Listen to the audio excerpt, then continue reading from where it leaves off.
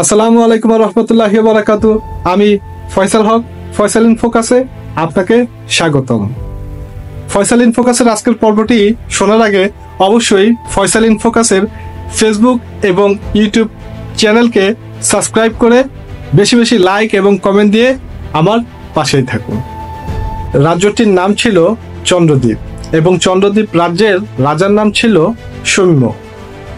সে রাজ্যের রাজা অত্যন্ত ন্যায়পরায়ণ একজন মানুষ ছিলেন, কিন্তু প্রচন্ড অহংকারী। সে রাজ্যের মানুষ সুখে দুঃখে চাঁদকে সঙ্গ হিসেবে পেত। একদিন রাজা ভাবল যে আমি এ রাজ্যের রাজা এবং আমার নেতৃত্বেই এ রাজ্যে সবচাইতে বেশি সুখ এবং শান্তি বিরাজ করছে। ঠিক এর কয়দিন পরই আসলো পূর্ণিমার রাত।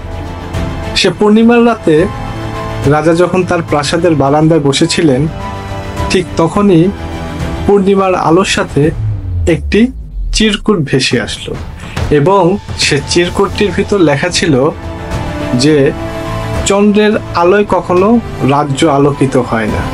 একটি রাজ্যকে আলোকিত করতে হলে অবশ্যই সে রাজ্যের মানুষের ভালোবাসা পেতে হবে।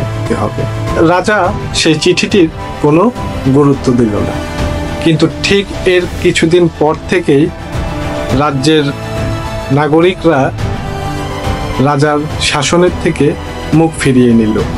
রাজ্যে অশান্তি এবং বিভিন্ন সমস্যা তৈরি হতে লাগলো। চাঁদের আলো যতটাই উজ্জ্বল হোক, মানুষের হৃদয়ে জয় না করতে পারলে, মানুষের হৃদয়ে ভালোবাসা না জন্মাতে পারলে সে রাজ্যে কখনোই শান্তি বা সুখ বিরাজমান হয় না। তখন রাজা আনমনে ভাবল যে সত্যি কি সে চিঠিটা সত্য ছিল, যে চিঠিতে লেখা ছিল চাঁদের আলোতে রাজ্য কখনো আলোকিত হয় না, রাজ্যকে আলোকিত করতে হলে অবশ্যই ভালোবাসা দিয়ে তাকে আলোকিত করতে হবে। রাজা বুঝতে পারল, হ্যাঁ, এই চিঠিটি সঠিক ছিল এবং এই চিঠিটি আমার রাজ্য পরিচালনার জন্য মহান সৃষ্টিকর্তার থেকে একটি বার্তা স্বরূপ ছিল। সত্যিকার অর্থে ভালোবাসার আলো ছাড়া একটি রাজ্য কখনোই সম্পূর্ণ হয় না। সে পরদিন থেকে রাজ্যের সকলের সাথে, ধনী গরিব সবার সাথে কাজ করা শুরু করলো এবং ভালোবাসা দিয়ে তাদের হৃদয়কে জয় করার জন্য সর্বোচ্চ চেষ্টা করলো এবং রাজা সফল হলো। ক্ষমতার আসল শক্তি অন্যকে ছোট করা নয়, ক্ষমতার আসল শক্তি হচ্ছে সবাইকে নিয়ে একসাথে কাজ করা এবং যার যার অবস্থানে তাকে বড় করে ফুটিয়ে তোলা।